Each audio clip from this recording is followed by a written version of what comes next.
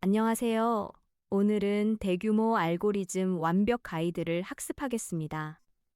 빅데이터 시대의 필수적인 병렬 컴퓨팅부터 클라우드 활용까지 실무에서 바로 적용할 수 있는 지식을 담았습니다.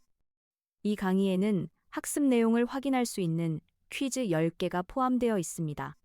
오늘 학습할 목차입니다. 대규모 알고리즘 개론, 고성능 인프라 특징, 병렬 컴퓨팅의 이론적 한계, 암달의 법칙, 슈디아와 GPU 컴퓨팅, 아파치 스파크 활용, 그리고 클라우드 컴퓨팅 사례를 다룹니다. 각 주제를 통해 대규모 데이터 처리의 핵심을 배우게 됩니다. 대규모 알고리즘이란 무엇일까요? 방대한 양의 데이터를 효율적으로 처리하기 위한 특별한 접근 방식입니다.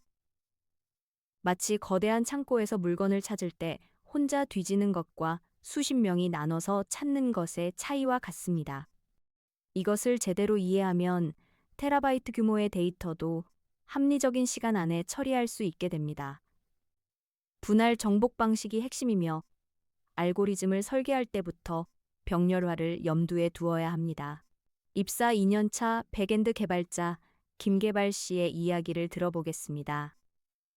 김계발 씨는 수억 건의 로그 데이터 분석 프로젝트를 맡았습니다. 평소 하던 대로 for 루프를 돌렸더니 컴퓨터가 멈춘 것처럼 꼼짝도 하지 않았습니다. 기존 순차 처리 방식으로는 너무 느렸고 병렬 처리라는 새로운 접근 방식이 필요했습니다. 단순히 더 좋은 컴퓨터를 사는 것이 아니라 접근 방식 자체를 바꿔야 하는 상황이었습니다. 단일 처리 방식과 병렬 처리 방식을 코드로 비교해 보겠습니다. 싱글 프로세스 함수는 데이터를 하나씩 순차적으로 처리합니다. for 루프를 돌면서 아이템을 하나씩 프로세스 함수에 넣고 결과를 리스트에 추가합니다. 반면 parallel process 함수는 multi processing 모듈의 pool을 사용합니다. non-workers 개수만큼 워커 프로세스를 생성하고 부포폰 메이프로 데이터를 분배하여 동시에 처리합니다. 같은 일을 하지만 병렬 처리 방식이 훨씬 빠릅니다. 이것이 대규모 알고리즘의 시작입니다. 대규모 알고리즘이 발전하게 된 역사적 배경을 살펴보겠습니다. 과거에는 CPU 클럭 속도가 올라갈수록 프로그램도 빨라졌기 때문에 단순히 더 좋은 컴퓨터를 사면 됐습니다. 하지만 물리적 한계에 부딪혔습니다. 발열 문제로 인해 단일 코어의 속도를 무한정 높일 수 없게 된 것입니다. 더 큰 문제는 데이터의 증가 속도가 하드웨어 발전 속도를 앞질렀다는 점입니다. 그래서 멀티코어와 분산 시스템으로 전환하게 되었고 분할 정복이 핵심 전략이 되었습니다. 대규모 알고리즘의 핵심 전략인 분할 정복에 대해 알아보겠습니다. 분할 정복은 거대한 문제를 작은 조각으로 나누고 각 조각을 동시에 처리한 뒤 결과를 합치는 방식입니다. 마치 대형 물류 창고에서 구역을 나누고 각 구역마다 담당자를 배치하는 것과 같습니다. 실제 현업에서는 수백 대의 서버가 클러스터를 이루고 하둡이나 스파크 같은 프레임워크가 이런 복잡한 작업을 추상화해 줍니다. 이를 통해 개발자는 분산 처리 로직을 직접 작성할 필요 없이 대규모 데이터를 처리할 수 있습니다. 이제 고성능 인프라에 대해 알아보겠습니다. 고성능 인프라는 대규모 데이터 처리를 가능하게 하는 물리적, 논리적 기반 시설입니다. 마치 고속도로 시스템과 같습니다.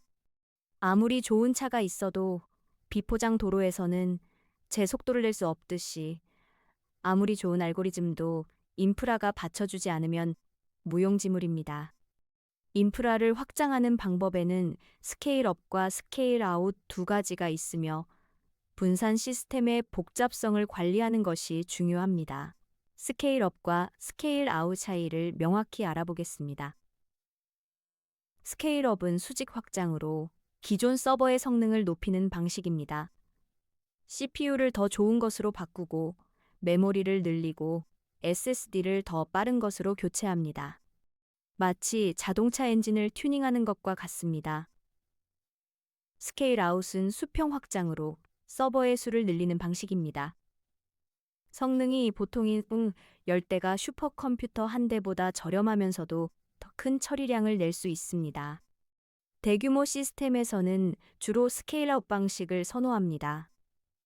스케일업은 물리적 한계가 있지만 스케일아웃은 이론적으로 무한히 확장 가능하기 때문입니다. 구글과 아마존이 수십만 대의 서버를 운영하는 이유입니다. 분산 시스템의 기본 구조를 코드로 살펴보겠습니다. Distributed System 클래스는 여러 노드를 관리합니다. init 메서드에서 nodes 리스트를 받고 첫 번째 노드를 조정자로 지정합니다. distribute data 메서드는 데이터를 노드 수만큼 균등하게 나눕니다. chunk 사이즈를 계산하고 각 노드에게 해당하는 데이터 조각을 전달합니다. collect results 메서드는 각 노드에서 처리 결과를 수집하여 리스트로 반환합니다. 실제 시스템은 이보다 훨씬 복잡하지만 핵심 개념은 동일합니다. 데이터를 분배하고 병렬로 처리하고 결과를 수집하는 것입니다. 병렬 컴퓨팅의 이론적 한계에 대해 알아보겠습니다. 아무리 많은 프로세서를 투입해도 성능 향상의 상한선이 존재한다는 것입니다. 마치 요리사를 아무리 많이 고용해도 한 냄비의 수프가 끓는 시간은 줄지 않는 것과 같습니다. 프로그램의 모든 부분이 동시에 실행될 수 있는 것은 아닙니다. 순차적으로만 실행 가능한 부분이 반드시 존재하기 때문입니다. 이것이 바로 수학 체감 법칙입니다. 초반에는 프로세서를 늘릴수록 극적으로 빨라지지만 어느 시점이 지나면 효과가 미미해지고 결국 한계점에 도달합니다. 병렬화 가능한 작업과 불가능한 작업의 차이를 쉬운 비유로 설명하겠습니다. 책 읽기를 생각해 봅시다.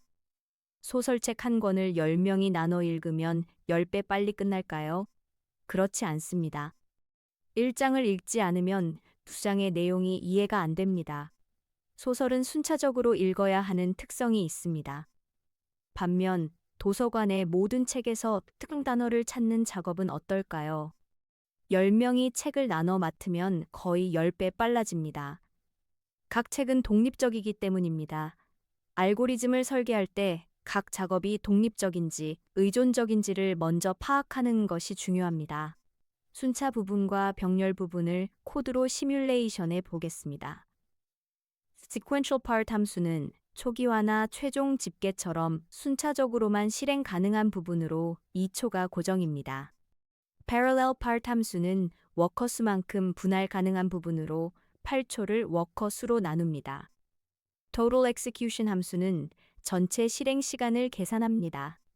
순차 부분 2초는 고정이고 병렬 부분만 워커 수로 나눠집니다.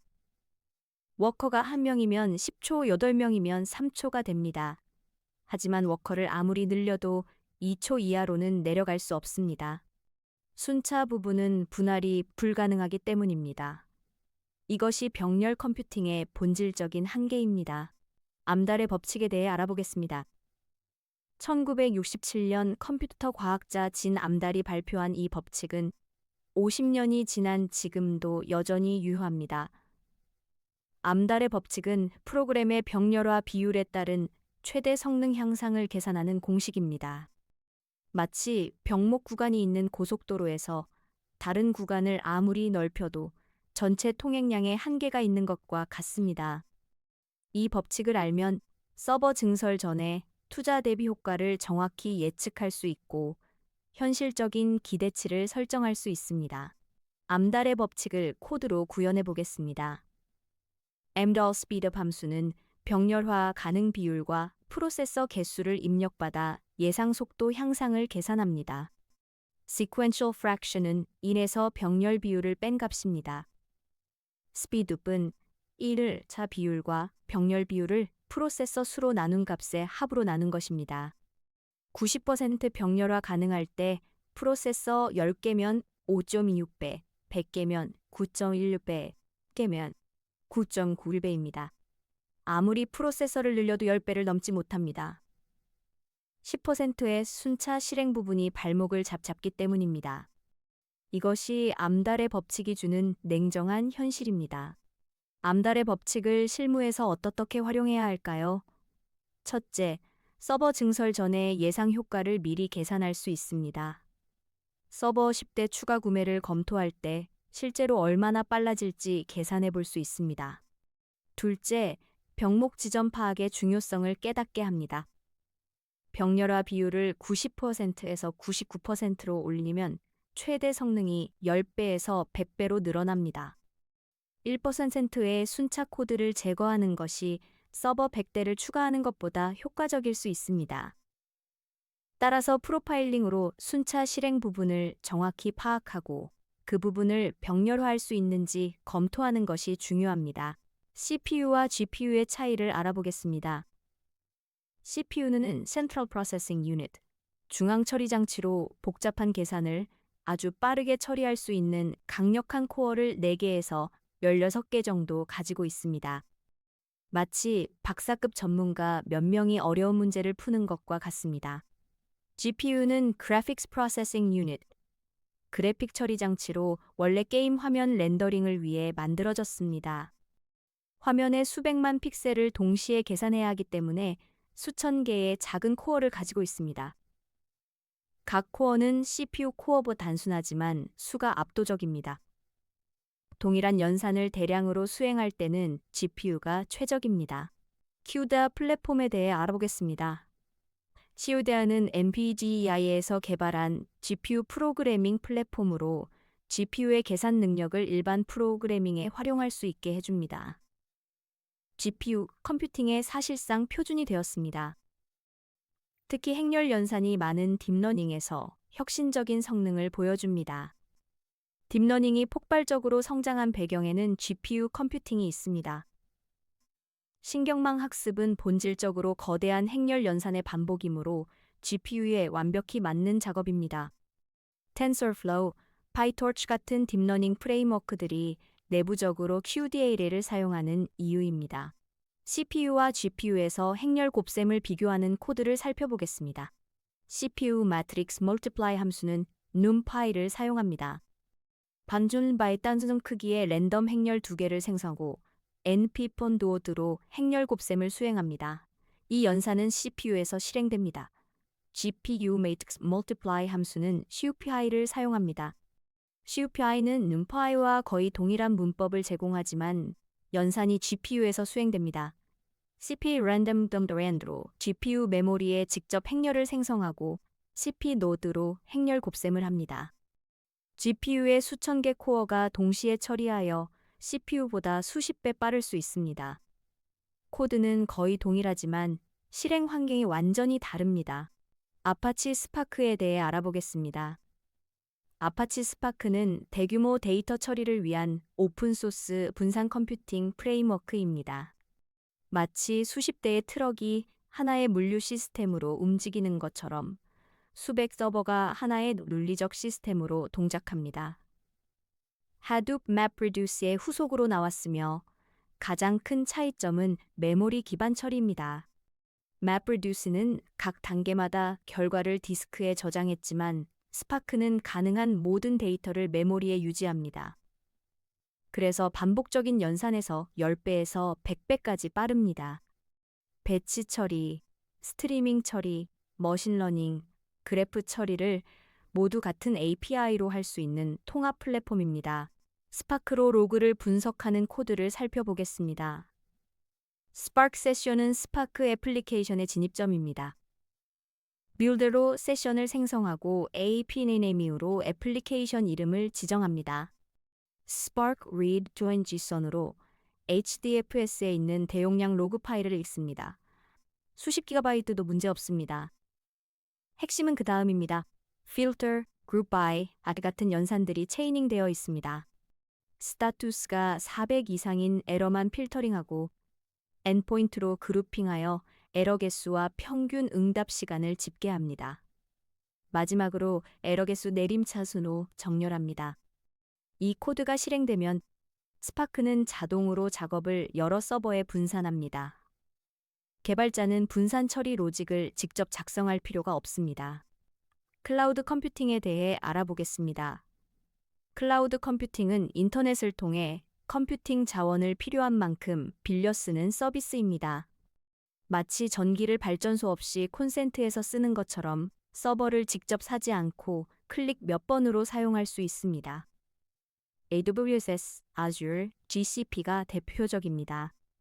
클라우드의 가장 큰 장점은 필요한 만큼만 즉시 사용할 수 있다는 것입니다.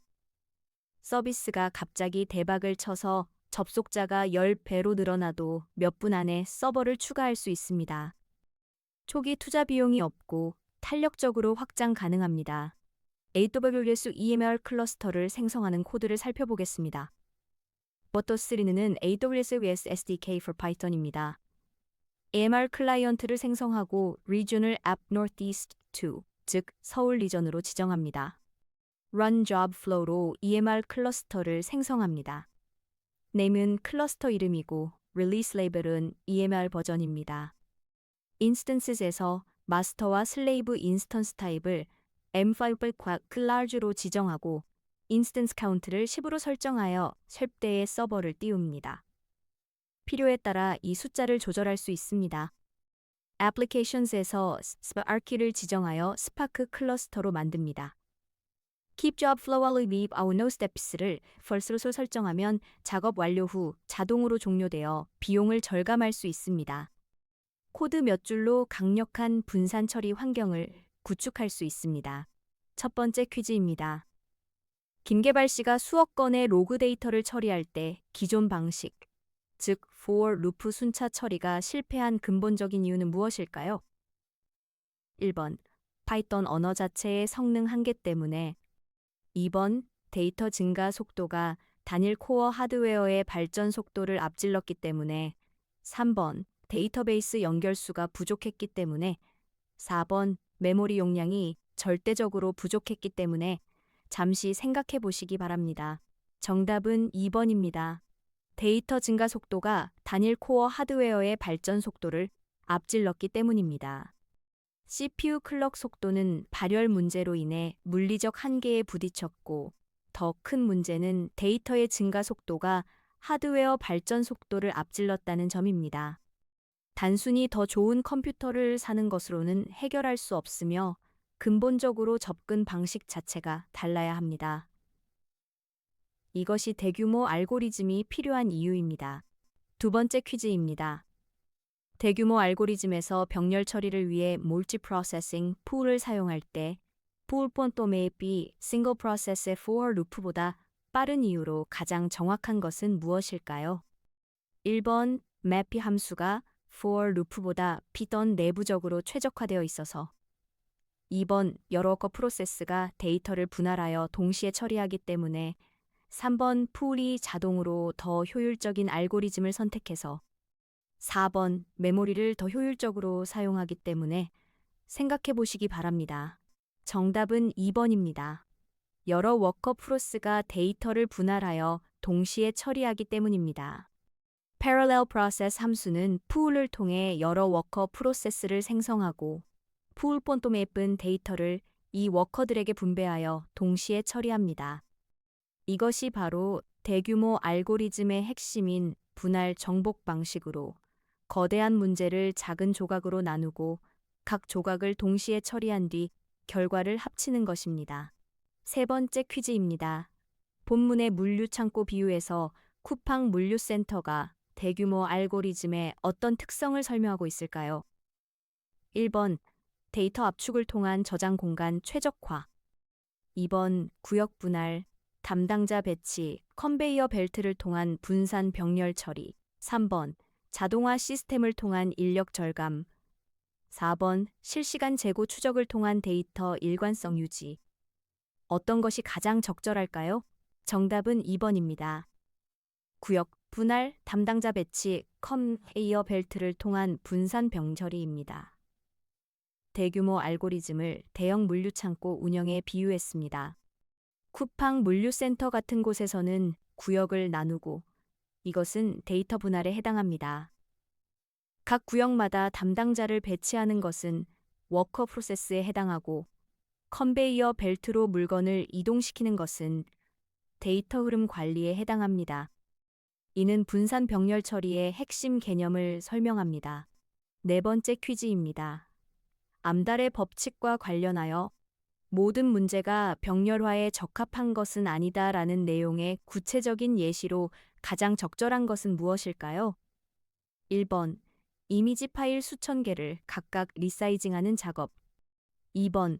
피보나치 수열의 n번째 값을 구하는 작업. 3번. 수백만 개의 로그 파일에서 특정 키워드를 검색하는 작업. 4번. 대량의 이메일을 각각 다른 수신자에게 발송하는 작업.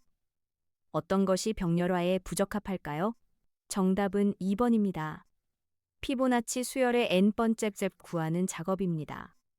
이전 계산 결과에 의존하는 순차적 알고리즘은 아무리 서버를 늘려도 빨라지지 않습니다. 피보나치 수열은 F10을 계산하려면 반드시 Fgen1과 Fgen2가 먼저 계산되어야 하므로 순차적 의존성이 있습니다. 반면 이미지 리사이징, 로그 검색, 이메일 발송은 각 작업이 독립적이므로 병렬화에 적합합니다. 작업의 독립성이 병렬화 가능성을 결정합니다. 5번째 퀴즈입니다. 고성능 인프라에서 스케일업과 스케일아웃의 차이점을 올바르게 설명한 것은 무엇일까요?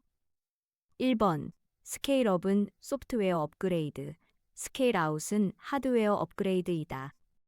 2번. 스케일업은 단일 서버의 성능을 높이는 것, 스케일아웃은 서버 수를 늘리는 것이다. 3번. 스케일업은 수평 확장, 스케일아웃은 수직 확장이다. 4번. 스케일업은 클라우드 환경에서만, 스케일아웃은 온프레미스에서만 사용된다. 어떤 설명이 정확할까요? 정답은 2번입니다. 스케일업은 단일 서버의 성을 높이는 것, 스케일아웃은 서버 수를 늘리는 것입니다. 스케일업은 수직 확장으로 단일 서버의 CPU, 메모리, 스토리지 등을 업그레이드하는 방식입니다. 스케일아웃은 수평 확장으로 서버의 수를 늘려 부하를 분산시키는 방식입니다. 대규모 알고리즘과 분산 시스템은 주로 스케일아웃 방식을 활용하여 처리 능력을 확장합니다. 이론적으로 무한히 확장 가능하기 때문입니다. 6번째 퀴즈입니다. 하두프과 스파크 같은 프레임워크가 현업에서 사용되는 주된 이유로 가장 적절한 것은 무엇일까요? 1번. 파이썬보다 실행 속도가 빠른 언어로 작성되어 있어서. 2번. 수백 대의 서버 클러스터와 분산 파일 시스템의 복잡한 작업을 추상화해주기 때문에. 3번. 무료로 사용할 수 있는 오픈소스 소프트웨어이기 때문에. 4번. 클라우드 환경에서만 동작하도록 최적화되어 있어서. 핵심 이유는 무엇일까요? 정답은 2번입니다. 수백 대의 서버 클러스터와 분산 파일 시스템의 복잡한 작업을 추상화해주기 때문입니다. 실제 현업에서는 수백 대의 서버가 클러스터를 이루고 데이터는 분산 파일 시스템에 저장됩니다. 하두프, 스파크 같은 프레임워크가 이런 복잡한 작업을 추상화해줍니다. 이 프레임워크들의 핵심 가치는 개발자가 분산 시스템의 복잡한 세부 사항을 직접 다루지 않아도 되게 해주는 것입니다. 이를 통해 개발 생산성이 크게 향상됩니다. 7번째 퀴즈입니다. 대규모 데이터 처리 시스템을 설계할 때 고려해야 할 사항으로 본문의 내용과 가장 부합하는 것은 무엇일까요? 1번. 항상 최신 하드웨어를 구매하여 단일 서버의 성능을 최대화해야 한다. 2번. 알고리즘을 설계할 때부터 병렬화 가능 여부를 염두에 두고 데이터가 기가바이트를 넘으면 대규모 처리 방식을 고려해야 한다. 3번. 모든 알고리즘은 병렬화가 가능하므로 서버 수만 늘리면 선형적으로 성능이 향상된다. 4번. 파이썬의 GIA 때문에 피톤에서는 진정한 병렬 처리가 불가능하다. 어떤 것이 가장 적절할까요? 정답은 2번입니다. 알고리즘을 설계할 때부터 병렬화 가능 여부를 염두에 두고 데이터가 기가바이트를 넘으면 대규모 처리 방식을 고려해야 한다는 것입니다. 실전 팁에서 데이터 크기가 기가바이트를 넘어가면 대규모 처리 방식을 고려해야 하며 알고리즘을 설계할 때부터 병렬화 가능 여부를 염두에 두라고 명시했습니다. 또한 모든 문제가 병렬화에 적합한 것은 아니며 순차적 알고리즘은 서버를 늘려도 빨라지지 않는다고 설명했습니다. 8번째 퀴즈입니다. 분할 정복 방식의 3단계를 올바른 순서로 나열한 것은 무엇일까요? 1번 결과 합치기, 작은 조각으로 나누기, 동시 처리. 2번 동시 처리, 결과 합치기, 작은 조각으로 나누기. 3번 작은 조각으로 나누기, 동시 처리, 결과 합치기. 4번 작은 조각으로 나누기, 결과 합치기, 동시 처리. 논리적 순서를 생각해 보시기 바랍니다. 정답은 3번입니다. 작은 조각으로 나누기, 동시 처리, 결과 합치기 순서입니다. 대규모 알고리즘의 핵심은 분할 정복입니다. 거대한 문제를 작은 조각으로 나누고 각 조각을 동시에 처리한 뒤 결과를 합치는 방식입니다. 이 3단계, 즉 병렬 처리, 병합은 대부분의 분산 처리 프레임워크의 기본 동작 원리입니다. MapReduce에서 map은 분할과 처리, reduce는 병합에 해당합니다. 9번째 퀴즈입니다. CPU 클럭 속도 향상을 통한 성능 개선이 한계에 부딪힌 물리적 원인과 이로 인해 컴퓨팅 패러다임이 어떻게 변화했는지 올바르게 설명한 것은 무엇일까요?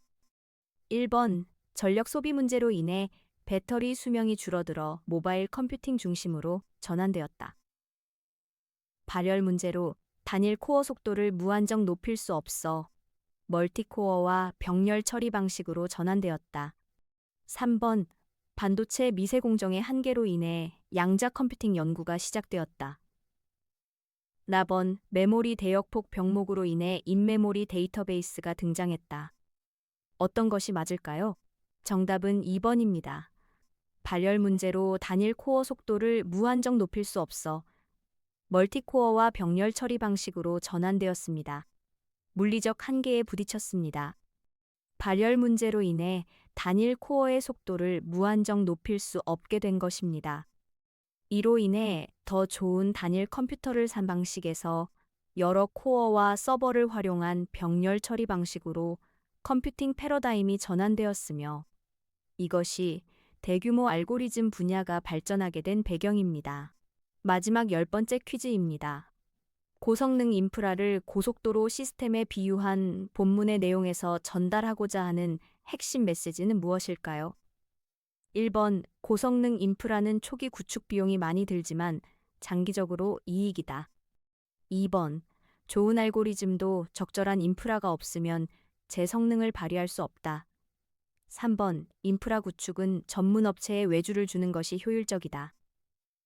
4번 클라우드 서비스를 이용하면 인프라 걱정 없이 개발에 집중할 수 있다.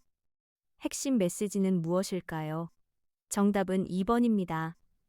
좋은 알고리즘도 적절한 인프라가 없으면 제 성능을 발휘할 수 없다는 것입니다. 아무리 좋은 차가 있어도 비포장 도로에서는 제 속도를 낼 수 없듯이 아무리 좋은 알고리즘도 인프라가 받쳐주지 않으면 무용지물입니다. 이 비유는 알고리즘과 인프라의 상호 의존성을 강조하며 대규모 데이터 처리에서는 둘 다 함께 고려해야 함을 전달합니다. 알고리즘과 인프라는 동전의 양면과 같습니다. 대규모 알고리즘 완벽 가이드 강의를 마치겠습니다. 오늘 학습한 내용을 정리하면 대규모 알고리즘의 핵심은 분할 정복이며 병렬 컴퓨팅에는 암달의 법칙에 따른 이론적 한계가 있습니다. GPU 컴퓨팅과 스파크 같은 프레임워크를 활용하면 테라바이트급 데이터도 효율적으로 처리할 수 있으며 클라우드 컴퓨팅으로 필요한 인프라를 즉시 확보할 수 있습니다. 실무에 적용하시어 더 나은 시스템을 구축하시기 바랍니다. 감사합니다.